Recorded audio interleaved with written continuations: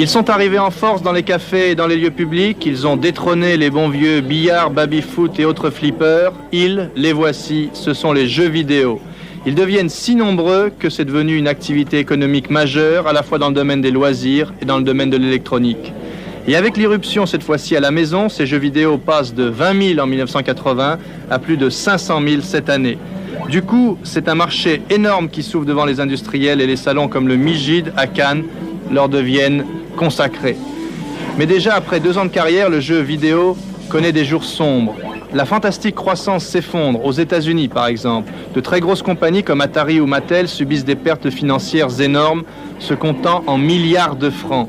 Cette vague va-t-elle toucher la France ? Pas forcément, disent les spécialistes, qui rappellent que MIGID veut dire Marché international du jeu vidéo et de l'informatique individuelle et domestique, et ils comptent beaucoup sur le micro-ordinateur pour sauver cette industrie. Chacun d'entre nous aura un micro-ordinateur chez lui avant la fin de la décennie. Pour s'initier à cette micro-informatique, le plus simple, à penser Atari depuis 1976, c'est d'apprendre la micro-informatique par le jeu. Et c'est ce que nous faisons. Les gens sont maintenant conscients qu'un micro-ordinateur n'est pas une bête méchante, mais simplement une machine très simple à utiliser. Et quoi de plus facile à utiliser qu'un jeu en s'amusant ?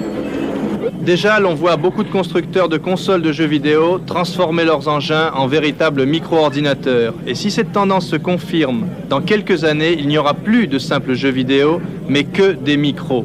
Voilà pourquoi Antenne 2 a choisi de plus en plus d'utiliser ces micro-ordinateurs, à la fois dans ses émissions, et aussi comme moyen d'initiation des téléspectateurs à ce nouvel instrument d'éducation.